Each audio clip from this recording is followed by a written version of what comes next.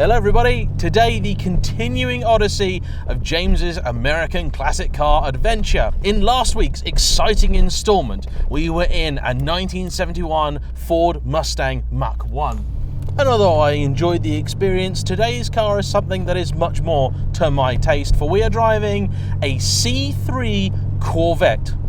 Now I'm going to lay my cards on the table with this one, and I'm going to say I think this is one of the most beautiful cars to ever come out of America. It is incredibly different compared with the Mustang. This thing is tiny inside, really tiny. The dimensions feel far more classic European than they do classic American.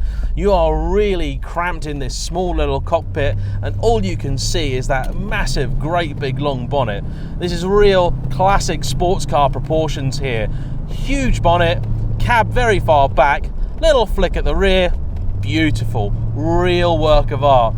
And it's amazing that this car came only a couple of years before the C4, which I think is one of the most ugly sports cars ever made.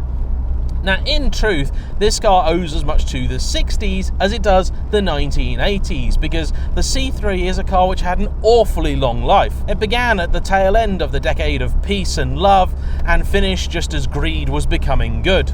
This is one of the very last, a 1981, and it's powered by a 5.7 litre Chevrolet engine, putting out 190 horsepower. Yep, you heard me right, that was all they were able to extract from these engines in period. It was a pretty dark time for the American muscle car, because about 15 years earlier they'd be getting closer to 400 horsepower out of the same sort of capacity.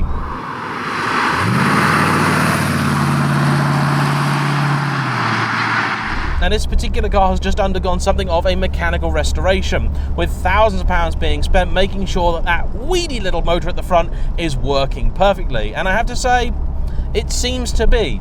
It's now mated to a 4-speed automatic gearbox versus, I believe, the original 3-speeder. At the time these cars were made, I don't think there was actually a manual option in the Corvette.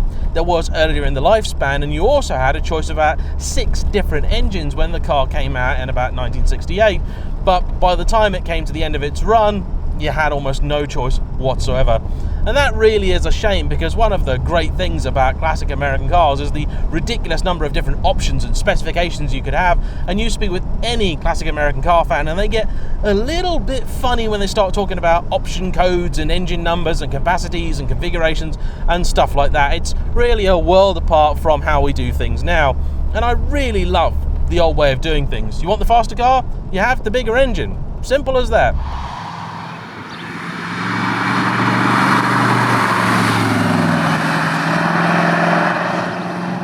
Now, this certainly feels a lot firmer and much more like a sports car than the Mustang I've just got out of. Now, part of that's going to be about a decade's worth of development in terms of chassis and everything else, but if you remember that the car this is based on is pretty much the same age as the Ford, it's pretty decent. I have a lot more confidence in it, even on these pretty sodden roads. It is a little bit noisier, there's a little bit more wind noise and everything coming in here, and I've got to say, before we talk about performance or anything else, let's talk about this interior, shall we? Because it is incredible. Now, I believe this is original, and the seats are painted in what I can only describe as Tin Man silver. They do look like somebody's just grabbed some dodgy special effects paint and had a go at doing them themselves, but this is how it's supposed to be. And you know what? It works just fine. Now, let's see if it's got any speed in it at all, shall we?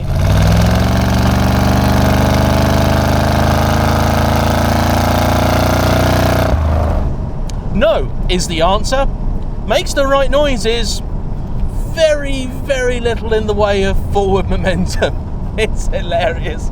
I'd say it's definitely slower than the Mustang I've just got out of, despite the fact that that car had a 3-speeder in it. Now, that car was officially rated at about 300 horsepower versus this car's 200, and bearing that in mind, I would believe the numbers. However, with time, you often find a kindness where once there was cruelty, and that certainly is going to be the case for something like this, because in all honesty, I don't think many people are going to be buying this kind of car for its outright performance.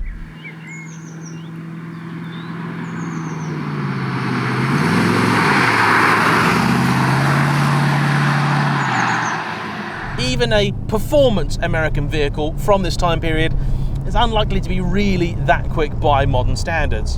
Haha. I can also say that the wipers in this work considerably better than in the Mustang, which now appears to be chasing us. The car has pop-up headlights, a necessity on any old school sports car. They are very, very cool. I've got to say, I've got a level of confidence in this car's steering that is simply alien to something like the Mach 1. That's not to say that it's brilliant, because it simply isn't, but I do have an understanding of what's going on with this car. I do know what it's planning to do with me. And for a lot of older vehicles, that's simply not the case. Now, you can feel that it's not the most refined or sophisticated. A more recent Corvette, sort of from the C6 onwards, have actually had something of a claim to being a decent handling car, and without the caveat of saying for a Corvette or for an American car. They are simply decent cars. This one, not so much. But again, if we look at the time period, and that I think is a reasonable thing to sort of give the car a pass on, it's fine. It's absolutely fine. And this bevy of gauges is much more 1980s than it is 1960s. The one hilarious bit about this interior, other than the strange silver paintwork, is the clock. It has been placed perfectly so that the passenger's knee can tell exactly what time it is. Don't know who thought that that was a good idea. Don't know if that's even original, but that's where it is, so that's where it's going to stay.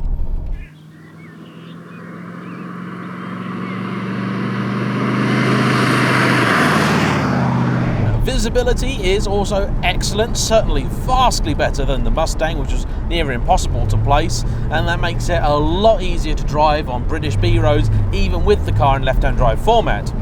Unfortunately, America's sports car isn't perfect, and it's very clear that they did build these things to a price. The interior looks very literally screwed together, and there are a few little annoying creaks and rattles, although I suspect a few of them are quite easy to sort out, because a couple of them are just where different materials are touching each other. This car, as with many Corvettes, is actually a Targa top, not a coupe. There are two panels up here which will come off and go in the boot. There is a T-bar which runs in the middle, and that exists because there was at the time some worry that the Americans were going to ban convertibles. And that's the reason you also had things like the Triumph Stag with a similar arrangement. It was a way of getting around some potential legislation which I think never actually happened. Oh, Aston Martin Vantage, a new one. One of the very, very few I've actually ever seen on the road. If you took those roof panels out, this would be an absolutely delightful car to drive along these roads, because it would help the cockpit feel a lot less cramped. These seats are actually electrically adjustable, but they've got a very odd shape to them, which means that they aren't especially comfortable for me. And I say for me because seats are a very, very personal thing. However, if I were to choose a car from the selection currently at Retro Classic to take home for myself, there's a pretty good chance that this would be it. I love looking at it, and then you get to the best bit, the price. For a classic vehicle of this type, which has clearly had an awful lot of time, money and love thrown its way, I'd expect to be paying good money. But once again, the American car thing strikes, because this car right now is up for sale at about 23 grand. I couldn't believe that. Now, okay, maybe it's one of the less desirable C3s being a later model. I don't actually know, but generally with these things, people prefer the older ones. But if I'm being perfectly honest, this seems more practical because it's got something of a boot, which the earlier car doesn't. I think it's actually one of the better treatments I've seen which deal with the DOT impact regulations and things that America was struggling with. All of the chrome bumpered cars sort of had to go away, and this seems really well integrated, really nice and neat.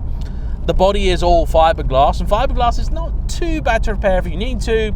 Plus, you're of course going to find the usual American car thing. Finding spares for it, it's not going to be too difficult because they were pretty common, pretty popular cars, and the good thing about fiberglass, doesn't tend to rust. It can suffer its own issues, of course, I won't pretend that it won't, but it's generally pretty decent stuff. And this is a nice car. I wish it were a little bit drier, because then I'd have some more confidence. I don't know this car at all. I don't know its limits, so I really don't want to take any chances. But I think this would be a lovely car to get to know.